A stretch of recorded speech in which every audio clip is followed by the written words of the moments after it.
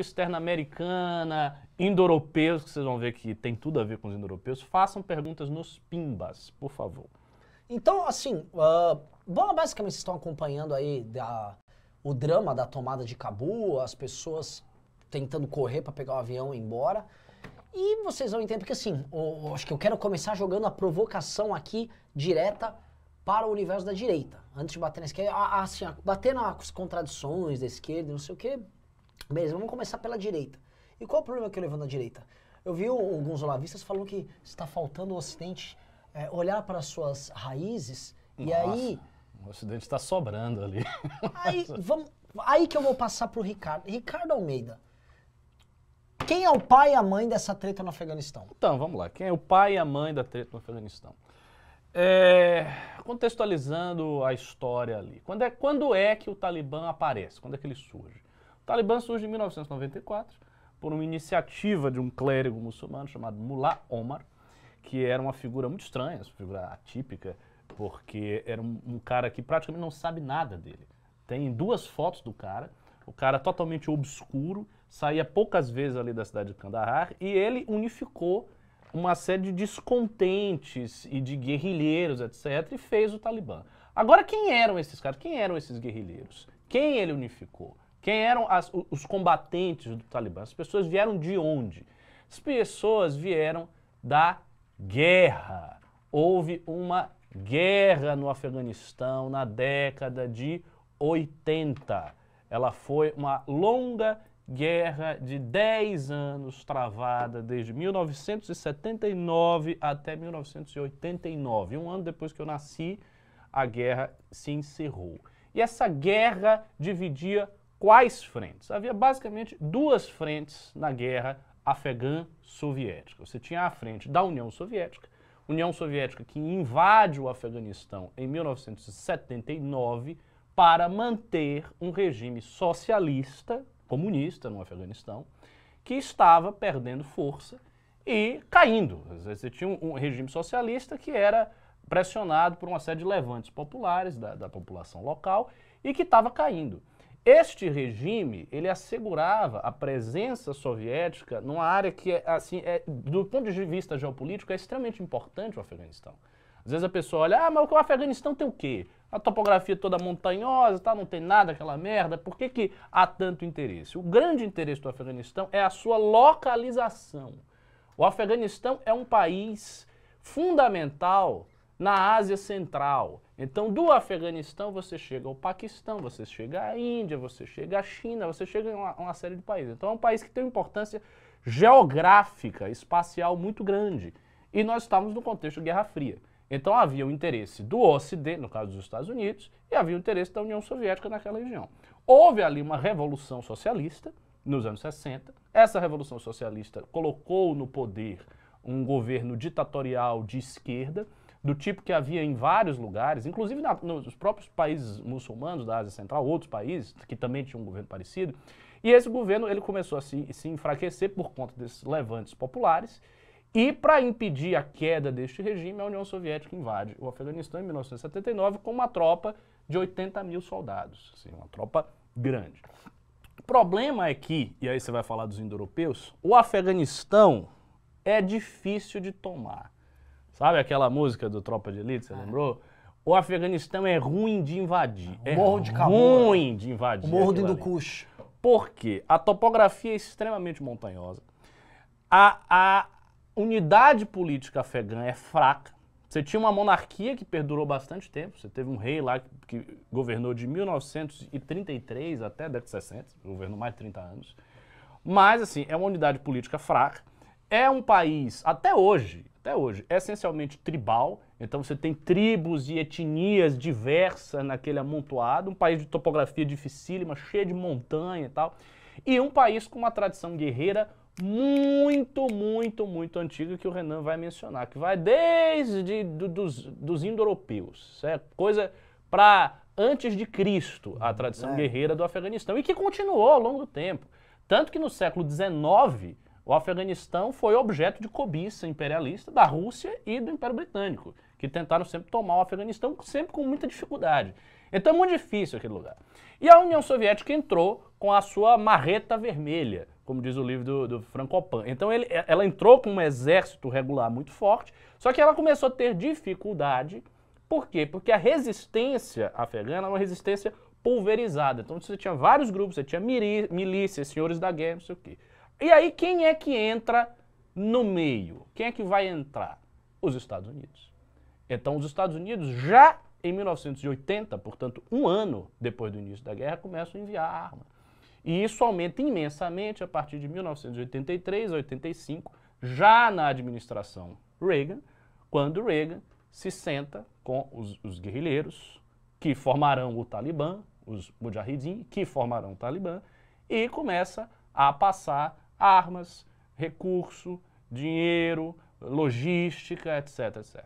Então aí você tem a formação de milícias que estão sendo armadas e treinadas pela CIA para enfrentar a União Soviética. Inclusive, eles levaram o Rambo pra lá. Sim, teve esse negócio do Rambo, né? O Rambo 3. Tem um né? filme. E o Rambo treinou eles lá também. Não, porque assim, a imagem, veja, hoje a imagem, veja, se você pega qualquer americano médio ou brasileiro, a imagem daqueles mujahideen do Afeganistão é a imagem de gente fanática, louca, doente, etc, etc. A imagem dessa época não era. Não era, os anos 80 é uma libertação. É. Os caras que o Rambo ajudava, lutava e tal. Tinha um cara em especial chamado Jalaluddin Haqqani. Esse Jalaluddin Haqqani era um dos líderes lá da resistência. Esse cara, ele tinha uma imagem no Ocidente, isso passado assim em jornais ocidentais, New York Times, Washington Post, como um cara, um santo. Como assim uma pessoa extraordinária. Tem uma declaração que eu li num livro, eu acho que é de um secretário de defesa dos Estados Unidos, que disse que o cara era a bondade em pessoa. Pois bem, a bondade em pessoa. A bondade em pessoa, 15 anos depois, era um dos mais procurados do mundo pela CIA. Então, assim, eles simplesmente não sabiam medir o que estava acontecendo. E aí, neste processo, surgem, basicamente, duas forças de resistência à União Soviética. Uma força que vai ser organizada pelo Talibã e uma outra força que vai ser organizada pela Aliança do Norte, do Ahmad Shah Massoud e de alguns líderes que esta força aqui não era predominantemente pashtun, ao passo que o Talibã era. Sim. Então você tinha aqui, nessa segunda força, membros das mais diversas etnias que se juntam à resistência afegã e lutam contra a União Soviética durante 10 anos até a expulsão da União Soviética em 1989.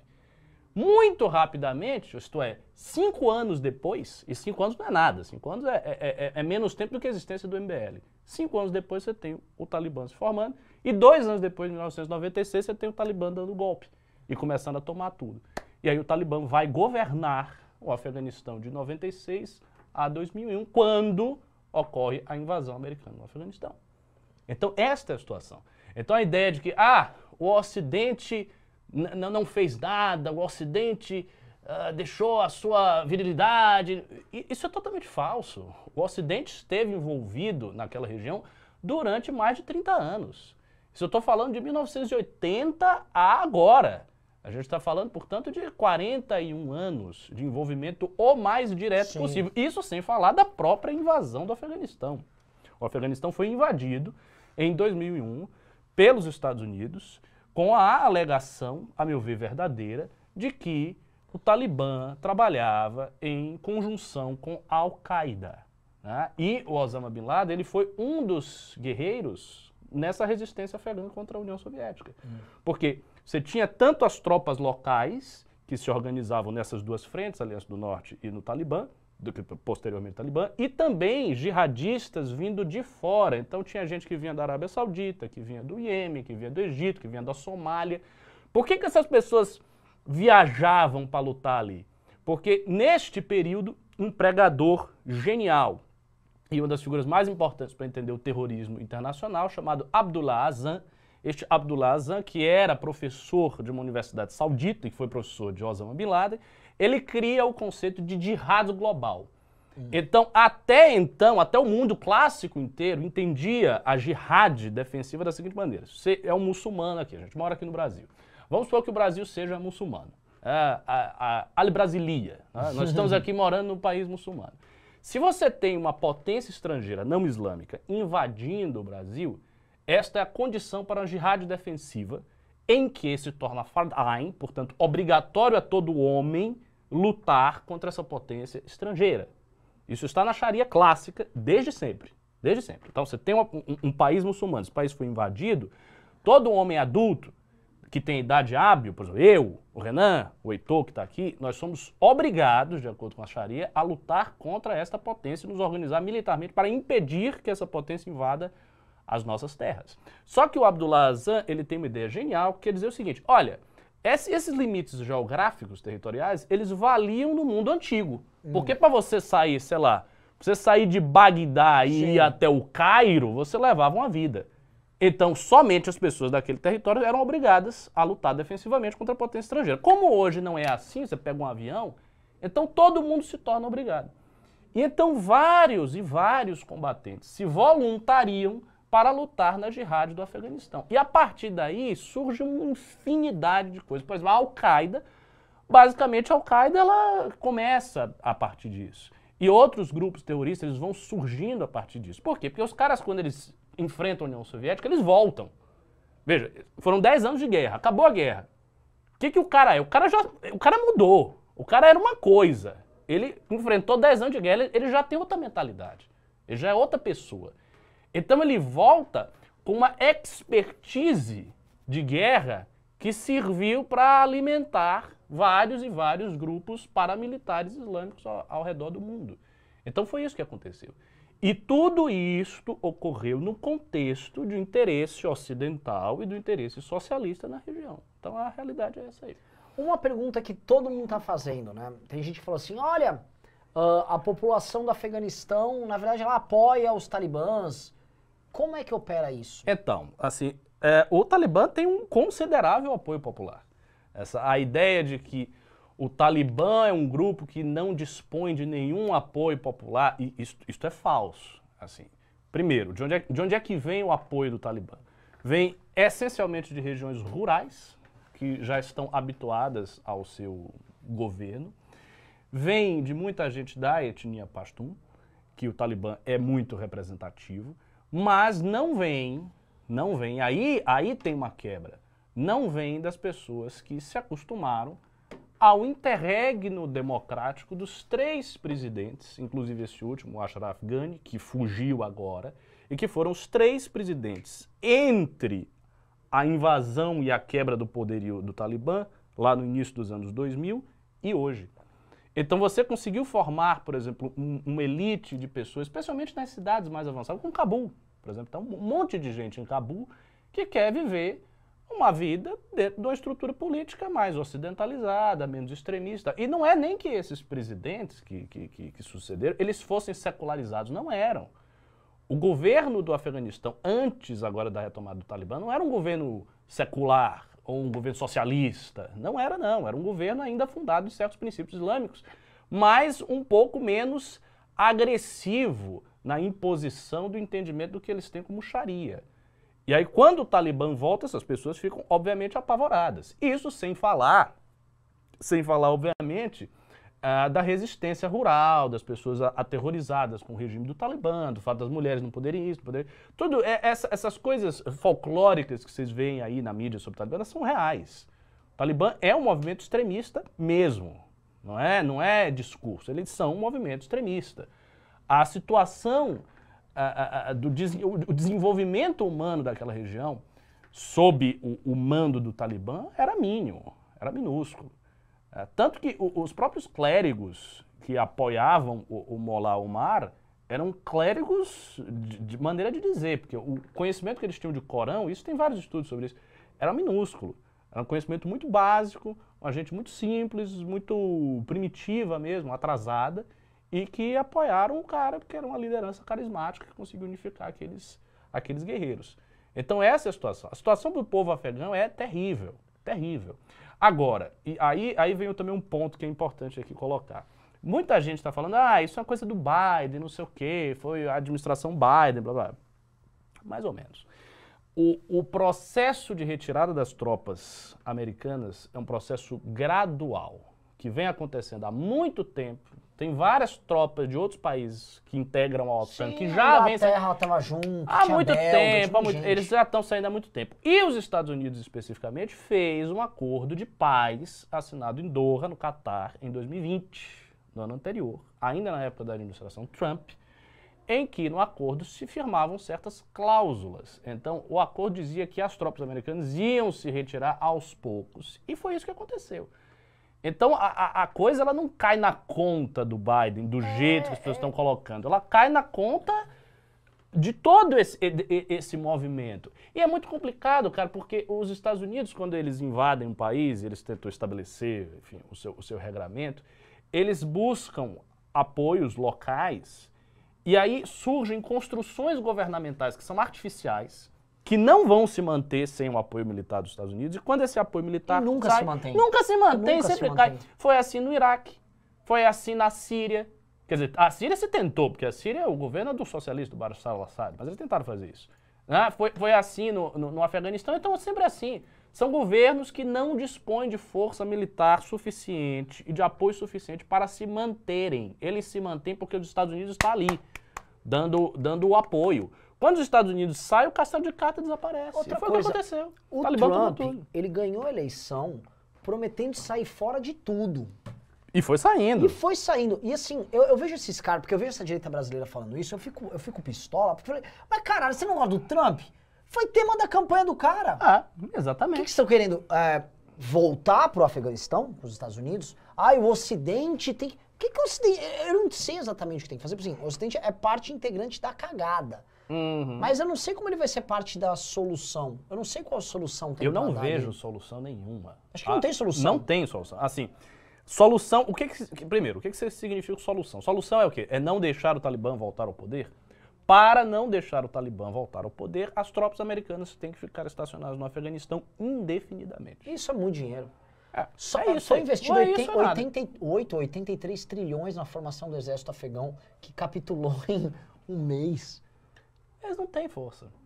Não tem. força. Outra coisa que já foi mencionada, eu vou perguntar pra você. A ideia de você separar, porque assim, os pashtuns eles ficam mesmo no Paquistão, Sim. e também, mas assim, o grosso da população tá no Paquistão. É que o Paquistão não vai, é um país que tem bomba atômica, ele não vai ceder uma parte do território dele. Mas De não jeito tinha que nenhum. ter o Pashtunstão? Mas não vai. Isso aí, você já respondeu a pergunta. A possibilidade do Paquistão ceder um pedaço do território do Paquistão é zero. O Paquistão é outro país difícil, um país muito complicado. O Paquistão tem bomba atômica.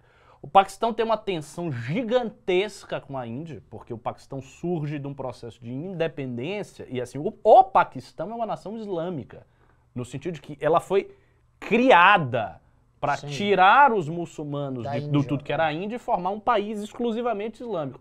O Paquistão também tem um dos maiores e mais poderosos movimentos islamitas do mundo, que é também o pessoal casca grossíssima, que é o movimento fundado por um ideólogo chamado Abu al-Maudud, que é a Jamiat Islami, que tem 20 milhões de membros, só para você ter noção assim, do tamanho da coisa. Então eles não vão fazer isso. Assim, eles não vão fazer isso. O Paquistão não vai ceder 1 milímetro do seu território. O Afeganistão, por sua vez, também já quer... Então, eu não vejo como resolver isso aí.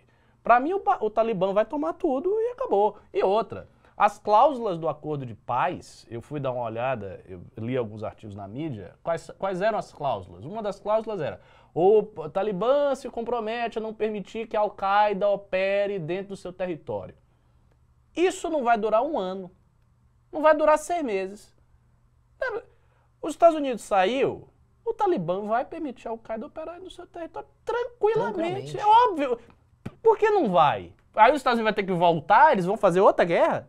Vai ter uma segunda invasão do Afeganistão, com todo o custo logístico disso e o problema na arena internacional? É muito complicado. Eu acho que aquela região ali, ela está, de certa maneira, condenada a ser o que a gente vê. Assim, vai ser uma região onde a Al-Qaeda vai operar assim e acabou. Agora, isso aqui é um ponto interessante. Essa saída dos Estados Unidos, essa certa capitulada e o não tem muito o que fazer, que foi um pouco o discurso do Biden, que ele tá olhando pra dentro. Ele falou basicamente, ó, não vai mais morrer americano aqui. Isso é um sinal de fraqueza. Os Estados Unidos está capitulando do papel de policial do mundo. Em todos os lugares. E o primeiro estado a reconhecer eles foi a China, né? Talibã. A China já iniciou um processo de paz com o Talibã. A China vai se relacionar bem com o Talibã. Tanto que, antes dessa tomada de Cabul, saiu uma notícia, não sei se você viu, que o Talibã falou que a questão dos uigures tá, é a questão interna da China. Ah. É sério. Sério? Sério. Caralho. Por que eles falaram isso? Por que o Talibã falou isso? Veja, a gente sempre tem que olhar para a situação política do mundo à luz da doutrina de uma nova Guerra Fria, porque está havendo uma nova Guerra Fria. Houve a Guerra Fria Estados Unidos e União Soviética e está se formando a Guerra Fria Estados Unidos e China, isso é muito claro. A China é a segunda maior potência do mundo, é uma potência em ascensão e é governada pelo Partido Comunista, com um sujeito que é presidente vitalício, que, portanto, para todos os efeitos, é um ditador comunista entronizado no segundo país mais forte do mundo. Ou não é? Eu estou falando alguma mentira. É óbvio que este país que está em ascensão vai se estabelecer e quer se estabelecer como uma potência global para fazer frente aos Estados Unidos. E o que isso significa? Isso significa Guerra Fria. A Guerra Fria não é isto? Outra O que coisa. é a guerra? É isso. Então, os alinhamentos, eles começam a aparecer. Por exemplo, quer ver país que está alinhadíssimo com a China? Paquistão. Por causa da Índia também. Exato. País que está começando a se alinhar com os Estados Unidos, a Índia. Então você começa a ter aquela divisão que você tinha na época da Guerra Fria de país que está com a China, ou país que está com os Estados Unidos. O país que está com a China, ou país que está com os Estados Unidos. Neste jogo, Paquistão vai estar com a China, o Afeganistão vai estar com a China e mais muitos outros. E a Rússia? Cara, a Rússia Ela joga mais com a China. joga mais com a China, lógico. Mas assim, a Rússia hoje não é mais assim, ela é uma potência militar poderosíssima ainda, mas em termos de economia e tal, já é muito mais reduzida. Então, eu acho que a Rússia hoje se torna muito mais uma potência regional do que efetivamente uma potência global. Eu acho que o que a Rússia quer é defender seus interesses regionais. E quando os interesses regionais da Rússia são muito atacados, a Rússia vai e se impõe. Por exemplo, a Rússia tinha como aliado histórico a família de Assad, Hafez al-Assad e Bashar al-Assad. Ambos, né, eram socialistas, a ditadura de Assad era socialista, desde do velho. Então a Rússia sabe que ali você tem um aliado ideológico e um cara que é importante, um lugar importante para o gás natural da Rússia. Então a Rússia foi lá e defendeu o interesse dela. E firmou o pé e Assad se manteve no poder. Tanto que Assad está aí, né? O ISIS tentou tomar, mas não conseguiu. Então eu acho que a Rússia vai fazer esse jogo, ela vai defender seus interesses regionais. Vou pedir um negócio, pessoal. Vocês estão tendo uma aula no assunto. Muito obrigado. Subiu o Pix para R$ 3.500.